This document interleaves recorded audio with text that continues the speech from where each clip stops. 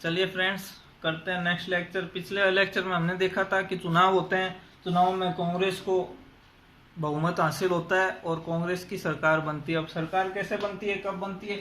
2 सितंबर 1946 को अंतरिम सरकार बनती है। अंतरिम सरकार, इंटरिम गवर्नमेंट। इसका मतलब क्या है कि उस वक्त ब्रिटिश यहाँ से गए नहीं थे। जो वायसराय था वेवेल, उसकी छत्र छाया में ये सरकार बनती है। कहने का मतलब ये जो वायसराय, ये अध्यक्ष होता है, उपाध्यक्ष होते हैं जवाहरलाल नेहरू, ठीक है। और जब तक ये भारत को आजाद नहीं कर देते ब्रिटिश, पूरी तरह से सत्ता का हस्तांतरण नहीं कर देते, तब तक जो कांग्रेस वाले हैं वो इनकी देख रेख में सरकार चलाएंगे, ठीक है फ्रेंड्स। अब इसमें कुल कितने सदस्य थे, यानी कि कुल कितने मंत्री थे सरकार में? तो पहले तो थे 13, बाद में इन 3 जनों को हटा करके मुस्लिम लीग के 5 जनों को शामिल कर लिया, तो हो गए टोटल 15, ठीक है फ्रेंड्स। टोटल 15 मंत्री थे। अब जो प्रमुख मंत्री है उनके बारे में हम पढ़ लेते हैं। राजेंद्र प्रसाद जो थे, डॉक्टर राजेंद्र प्रसाद, वो थे खाद्य एवं कृषि मंत्री। सरदार वल्लभ भाई पटेल ये थे, इनके पास था गृह, सूचना और प्रसारण मंत्रालय, ठीक है फ्रेंड्स।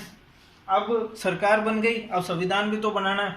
तो संविधान बनाने के लिए क्या हुआ कि संविधान सभा का गठन किया गया, ठीक है फ्रेंड्स। अब संविधान सभा की मीटिंग्स हुई। जो पहली मीटिंग थी, फर्स्ट बैठक थी, वो हुई 9 दिसंबर 1946 को। अब इन बैठकों में ये चर्चा की जाती थी कि कैसे हमें अपना संविधान बनाना है, किस तरह से आगे की रूपरेखा तैयार करनी है। ये सारी की सारी चर्चा इन बैठकों में की जाती थी। और कौन कौन सी कमेटी बनेगी संविधान बनाने के लिए, तो 9 दिसंबर 1946 को पहली बैठक हुई। अब इस बैठक के जो अस्थायी अध्यक्ष है वो डॉक्टर सच्चिदानंद सिन्हा को बनाया गया, ठीक है फ्रेंड्स। दूसरी बैठक में स्थायी अध्यक्ष बना दिया गया। स्थायी अध्यक्ष कौन थे? डॉक्टर राजेंद्र प्रसाद, और ये स्थायी अध्यक्ष ही बने रहे, ठीक है ना फ्रेंड्स। और उपाध्यक्ष बनाया गया। 2 उपाध्यक्ष थे, H.C. मुखर्जी और कृष्णामाचारी, ठीक है फ्रेंड्स। उसके बाद थर्ड बैठक हुई, थर्ड मीटिंग 13 दिसंबर 1946 को।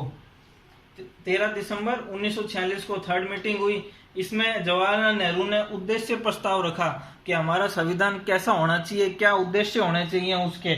यही उद्देश्य प्रस्ताव आगे जाकर के संविधान की प्रस्तावना बना, ठीक है ना फ्रेंड्स। अब जब ये 3 मीटिंग हुई, उसके बाद में फिर संविधान बनाने के लिए कमेटियों का गठन किया गया, जैसे प्रारूप समिति, संविधान सभा समिति, इस तरह से अलग अलग मतलब कमेटियों का गठन किया गया। तो अब हम देखते हैं कि किस प्रकार से संविधान बनाने के लिए कमेटियों का गठन किया गया। चलिए फ्रेंड्स, देखते हैं। 22 जुलाई 1947 को राष्ट्रीय ध्वज, यानी कि जो तिरंगा है, उसे राष्ट्रीय ध्वज घोषित कर दिया गया, ठीक है फ्रेंड्स। राष्ट्रीय ध्वज का डिजाइन किसने किया था? पिंगली वेंकैया ने डिजाइन किया था। इनको डायमंड वेंकैया भी कहते हैं। इन्होंने राष्ट्रीय ध्वज का डिजाइन किया था, ठीक है फ्रेंड्स, 22 जुलाई 1947 को। अब आगे क्या हुआ? एक आदमी था जिसका नाम था मोहम्मद अली जिन्ना, मुस्लिम लीग का अध्यक्ष। आपको पहले भी बता चुके हैं इसके बारे में। तो अंग्रेजों ने क्या है, इसके कान भरे थे कि भैया तू अलग राष्ट्र बना ले, तेरे लिए सही रहेगा, तेरे को वहां का प्रधानमंत्री बना देंगे। और ये बंदा क्या है कि प्रधानमंत्री बनना चाहता था। दूसरा, इसने क्या डिमांड रखी कि मुसलमानों के लिए स्पेशल कानून होने चाहिए, बाकी और जो दूसरी कम्युनिटी के लोग हैं वो अपने कानून पालन करें, लेकिन मुसलमानों के लिए स्पेशल कानून होने चाहिए। तो जो संविधान सभा और अंतरिम सरकार के जितने भी सदस्य थे, उन्होंने इसका विरोध किया, कहा कि हम तो एक धर्मनिरपेक्ष देश बनाएंगे, अलग अलग कानून किसी के लिए नहीं बनाएंगे। तो ये अपनी बात पे अड़ जाता है और ये कहता है कि मैं पाकिस्तान देश बनाऊंगा जो केवल मुसलमानों का होगा, ठीक है फ्रेंड्स। अब इसको बहुत समझाया, गांधी जी ने भी समझाया कि मान जा तू, ऐसा मत कर, ऐसा क्यों कर रहा है, लेकिन ये किसी की बात इसने मानी नहीं, ठीक है फ्रेंड्स। और हुआ क्या?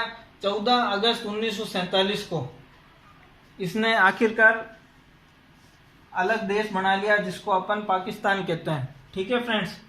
तो इसको काफी समझाया लेकिन ये माना नहीं, इसने अलग देश बना लिया और अंग्रेजों ने भी इसका साथ दिया उस वक्त। अब उससे अगले दिन भारत आजाद हो गया, 15 अगस्त 1947 को। अब जो पाकिस्तान था उसके अंदर क्या क्या गया? उसके अंदर पंजाब के 2 टुकड़े हो गए, बलूचिस्तान, सिंध, और आगे का जो हिस्सा है सिंध प्रांत का, बलूचिस्तान, वो सब उसके अंदर चला गया। इसके अलावा जो बंगाल था उसके 2 हिस्से कर दिए गए, पूर्वी बंगाल और पश्चिमी बंगाल तो भारत के अंदर है, लेकिन जो पूर्वी बंगाल है उस पर पाकिस्तान ने कब्जा कर लिया। उसको आगे जाकर 1971 में पाकिस्तान से आजाद करवाया था और उसका नाम फिर बांग्लादेश पड़ा। उसकी कहानी हम कभी और पढ़ेंगे। अब भारत में एक व्यक्ति थे जिनका नाम था सरदार वल्लभ भाई पटेल।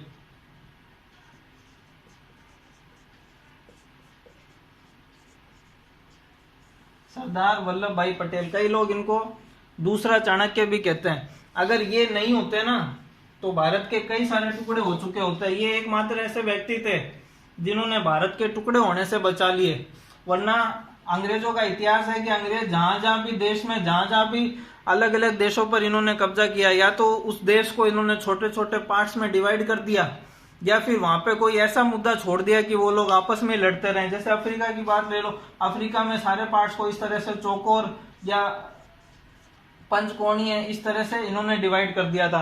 तो भारत का भी यही करना चाहते थे, लेकिन सरदार वल्लभ भाई पटेल ने ऐसा होने नहीं दिया और उस वक्त भारत को एकजुट करने का काम इनको सौंपा गया और इन्होंने बखूबी वो काम निभाया। ठीक है फ्रेंड्स। उसके बाद 15 अगस्त 1947 को भारत आजाद हुआ। ठीक है फ्रेंड्स।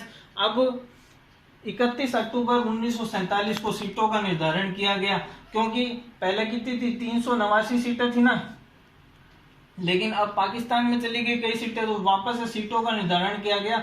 अब 299 सीटें बची और रियासतें अपने पास में 70 देसी रियासतें और ब्रिटिश प्रांत बचे 229। ठीक है फ्रेंड्स। अब संविधान भी बनाना है, तो संविधान के लिए जो परामर्श समिति है उसका गठन किया गया 17 मार्च 1947 को, यानी कि भारत के विभाजन से काफी पहले परामर्श समिति का गठन कर दिया गया था। इस परामर्श समिति ने क्या किया, 60 देशों के संविधान का अध्ययन किया। 60 देशों से संविधान की कॉपी मंगाई, उनका अध्ययन किया कि भाई इनके संविधान में क्या क्या अच्छी अच्छी बातें हैं। तो उनका अध्ययन करने के बाद में इसने एक प्रारूप तैयार किया और 29 अगस्त 1947 को जो इन्होंने ड्राफ्ट तैयार किया था उसके ऊपर विचार करने के लिए ड्राफ्टिंग कमेटी यानी प्रारूप समिति का निर्माण किया गया। ठीक है फ्रेंड्स। इसके अलावा और भी कई तरह की कमेटियों का निर्माण किया गया था, लेकिन वो इतनी इंपॉर्टेंट नहीं है। अगर आप कहोगे तो अगले लेक्चर में मैं उनके बारे में नाम बता दूंगा। ठीक है फ्रेंड्स। अब प्रारूप समिति का इन्होंने गठन कर दिया। प्रारूप समिति के जो अध्यक्ष थे वो थे B.R. Ambedkar, doctor B.R. Ambedkar. ठीक है फ्रेंड्स।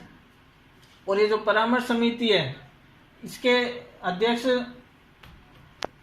और जो ये परामर्श समिति है इसके जो अध्यक्ष थे ये थे B.N. राव। ठीक है फ्रेंड्स। अब प्रारूप समिति में 7 सदस्य थे।